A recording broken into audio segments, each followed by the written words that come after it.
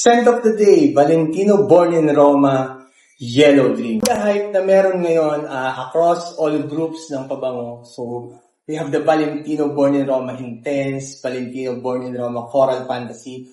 Of all the hype na nakukuha ng Valentino Born in Roma, masasabi ko na ito yung pinaka-underrated sa kanilang lahat.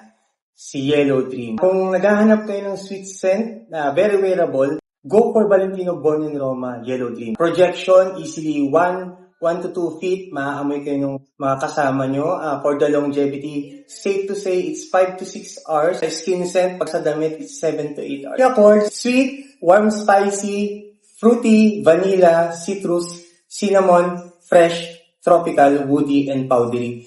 Generally speaking, sweet siya. A lot of vlogs, maririnig nyo, kino-compare to sa Stronger with You Intensely. Though, sinabi ko nga, wearable sweet to. Compared dun sa ibang mga sweet scent, ito, it attracts good compliment, but what sets Valentino Born in Roma Yellow Dream apart from them, hindi ito nakakakuha ng negative feedback.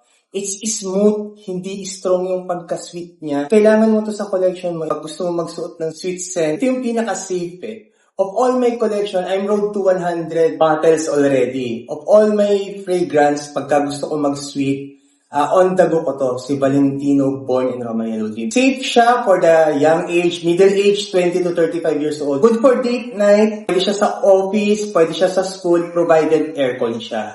So, you need this on your collection. Wearable, safest, sweet scent, Valentino Born in Roma, Yellow Dream. Bye.